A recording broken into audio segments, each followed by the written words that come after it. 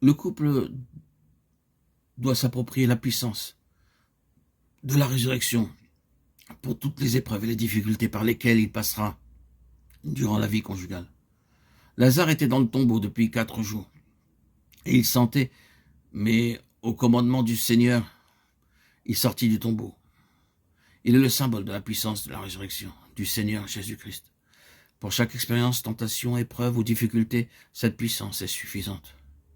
Qui que vous soyez, riche ou pauvre, grand ou petit, éduqué ou sans éducation, en tant qu'être humain, vous devez faire face à des problèmes, des faiblesses, des limitations, des tentations ou des épreuves.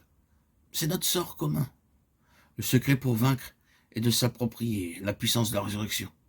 Les époux devraient pouvoir dire par la foi, « Seigneur Jésus-Christ, nous sommes confrontés à cette difficulté, nous n'avons aucune capacité pour l'affronter.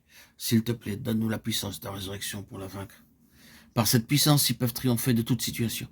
Ils ne doivent pas dépendre de leur propre force, mais de celle de la puissance de la résurrection. L'apôtre Paul dit dans Philippiens 4,13, « Je puis tout par celui qui me fortifie. » Il fait allusion à la puissance de la résurrection. Dans Philippiens 3,10, il dit « Ainsi je connaîtrai Christ et la puissance de la résurrection. » C'est par cette puissance que les époux seront capables de vaincre toute leur affliction. La parole de Dieu dit « C'est pourquoi ne soyez pas inconsidérés, mais comprenez quelle est la volonté de Dieu. Car quiconque fait la volonté de mon Père qui est dans les cieux, celui-là est mon frère et ma sœur et ma mère. » Matthieu chapitre 12, verset 50, Éphésiens 5, 17. Les futurs époux doivent demander au Seigneur de verser réciproquement dans leur cœur un amour pur, spirituel et divin, ne reposant pas sur l'attrait physique, les possessions terrestres ou les qualifications mondaines. Un tel amour doit être une expérience intérieure. C'est un don de Dieu. Dans Éphésiens 5, 25, le Seigneur déclare « Marie, que chacun aime sa femme comme Christ a aimé l'Église et s'est livré lui-même pour elle. » Cette exhortation est répétée dans les versets 28 et 33. Combien le Seigneur nous a aimés.